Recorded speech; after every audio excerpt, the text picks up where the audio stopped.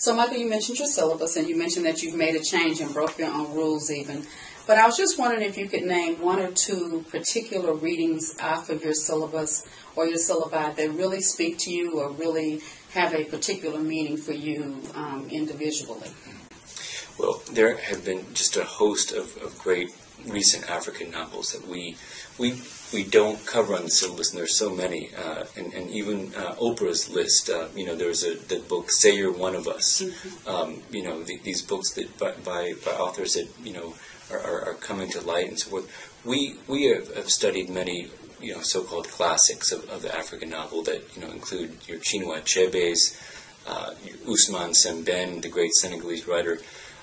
Including Bound to Violence by Yambo Ulugum. In the past, we've studied that book. Mariam Aba's So Long a Letter. Many of these were written in French. Of course, not Achebe, the grandfather of African letters, who was always just an endless source of great fiction. Achebe's No Longer at Ease is always on my syllabus. Many people have read, of course, Things Fall Apart, right. and that's I think a place that everyone can start. It is one of the great, always will be one of the great African novels, one that brought forth the boom of the 60s. Published in '58, and we do have major African novels from the early part of the 20th century. Read really only today by certain scholars. It really all, for the most part, starts in the 50s and 60s with people like Achebe. But No Longer at Ease, the novel that follows Things Fall Apart, traces Okonkwo's grandson, who is he's a mid-level bureaucrat, if you will, at the dawn of independence in Nigeria. He's a young man who's just finished his education. He's an English major. Despite the fact that his entire family wanted him to study law so he can better deal with the colonial authorities and the colonial state apparatus, if you will. And, of course, I'm teaching to English majors.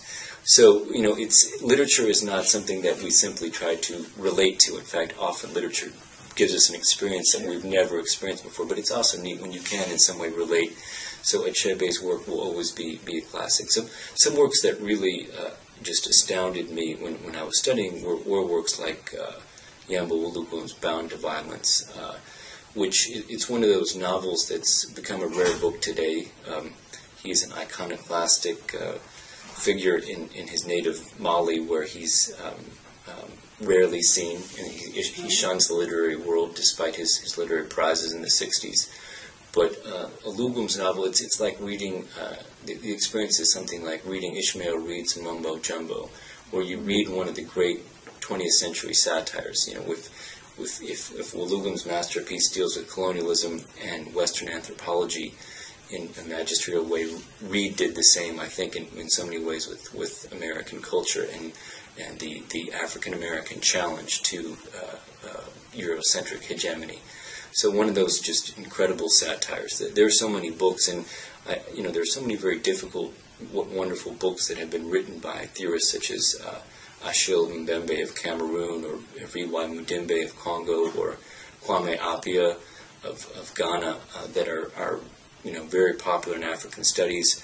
I urge students to go back to Du Bois and so forth, and his great works in Africa, and then move to these African theorists and look at really there's an incredible archive of work by African scholars.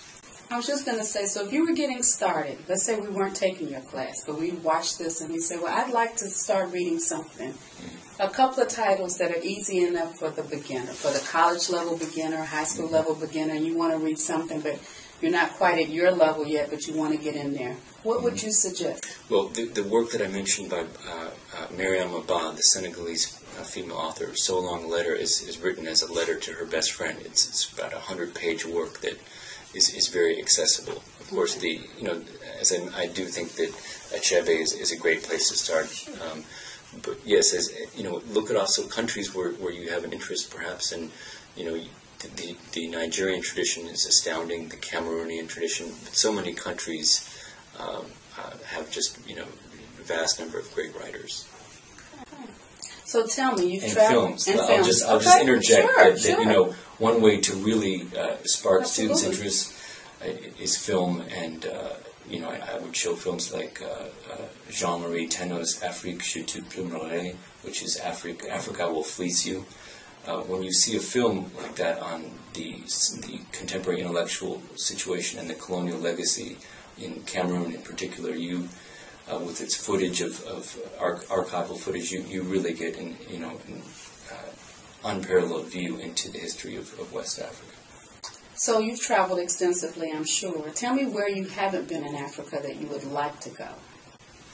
Well, the first country that I hadn't been in my first years in Africa, those years being in the mid-90s, first country that I didn't get to that time was Ghana. And it was right next door to Cote d'Ivoire, where I spent most of my time in those years. And it was great fortune that I got to take students to Ghana a couple summers ago with Morehouse, Pan-African study experience. And that is a country that I would urge many Americans to visit. Very accessible and just such a culturally rich country, and one where most people speak English and so forth. So there's so many places I want to go, but I got to do that with the students. It was an incredible experience. Seeing Du Bois's house in Ghana, seeing the Kwame Nkrumah memorials, the scholars, the university in Kumasi, which is beautiful. I've been to many countries in West Africa, most of the region, and that of course there are many countries and they're vast countries. When I've been to a country like Mali and been to Bamako or the mosque at Djenné or Timbuktu and Pays Dogon and so forth, you've seen some of the highlights, but of course these countries are so vast and there's so much to see. I've never been to Central Africa. I've never been to the Congos. I've never been to Cameroon, and these are countries that I hope to visit one day. Okay. Tell me a little bit, we live in Atlanta, tell me a little bit about the African culture in Atlanta, if there's anything you'd like to share in terms of people or food or resources or media. I don't know very much about those that are native to Africa that are here and what their experience and how they live here in Atlanta. Can you share a little bit about that? That's a great question. There are some African clothing stores that I've seen in Atlanta at various locations. My family in particular, my daughters and wife are dancers in the Yoruba dance troupe, and they perform the Oshun ritual from Oshogbo, Nigeria. That's usually performed in the West End. Morehouse and other schools will have Africa Awareness Day and music camps, music performance weekends. These are the main tastes of that I've seen, and we have really a sizable African populations in Atlanta, and I think we're one of those cities that has its culture spread out in suburbs. At best you can go to Buford Highway and you see various cultures of Latin America and Asia.